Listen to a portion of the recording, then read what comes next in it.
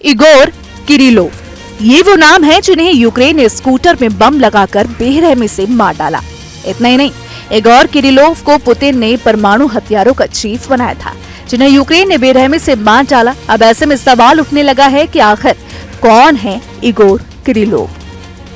रूस की राजधानी मॉस्को में हुए एक विस्फोट में देश के न्यूक्लियर डिफेंस फोर्स के प्रमुख जनरल इगोर किरिलोव और उनके एक सहयोगी की मौत हो गई है। यूक्रेन ने उनकी हत्या की जिम्मेदारी ली है। यूक्रेन की सुरक्षा सेवा एसबीयू ने कहा है कि एक विशेष अभियान के तहत उनको मारा गया है।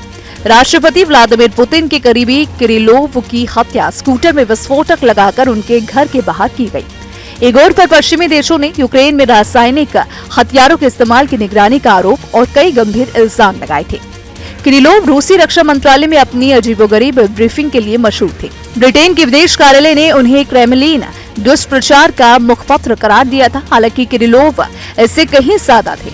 उनकी भूमिका को ऐसे समझा जा सकता है कि उन्होंने रूस के Tymoshenko radiation chemical and biological protection academy का नेतृत्व किया था। साल 2017 में वो रूसी सेना के radiation chemical and biological protection groups के प्रमुख बने थे। रूस और यूक्रेन के बीच युद्ध शुरू होने के बाद किरिलोव चर्चा में आए। उन्होंने यूक्रेन और पश्चिम के खिलाफ कई दावे किए थे।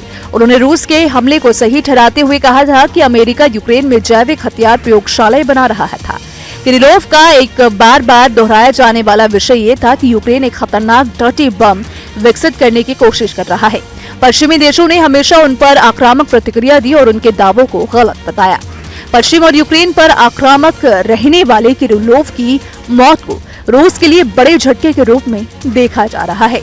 रूसी संसद के ऊपरी सदन के उपाध्यक्ष कॉन्स्टेंटिन कोसाचेव ने कहा है कि उनकी मृत्यु एक अपूर्णीय क्षति है। साथ ही यूक्रेन ने इस हमले से ये भी दिखाया कि वो मॉस्को में उच्च अधिकारियों को निशाना बनाने की क्षमता रखता है। यूके के विदेश कार्यालय ने कहा था कि किरिलोव के नेतृत्व वाले बल ने यूक्रेन में बर्बर रासायनिक हथियार तैनात किए थे। किरिलोव की हत्या से एक दिन पहले ही यूक्रेन की एसबीयू ने बताया था कि यूक्रेन के पूर्वी और दक्षिणी मोर्चों पर रासायनिक हथियारों के उपयोग के लिए उनके खिलाफ एक आपराधिक मामला दर्ज किया गया है। एसबीयू ने कहा कि ड्रोन हमलों के साथ साथ लड़ाकू हथगोलों में भी जहरीले पदार्थों का इस्तेमाल किया गया था। तो फिलहाल इसको लेकर आप क्या सोचते हैं, आपकी क्या राय है, कमेंट सेक्शन में जरूर बताइएगा। वीडियो पसंद आए तो लाइक और शेयर करना ना भूलें।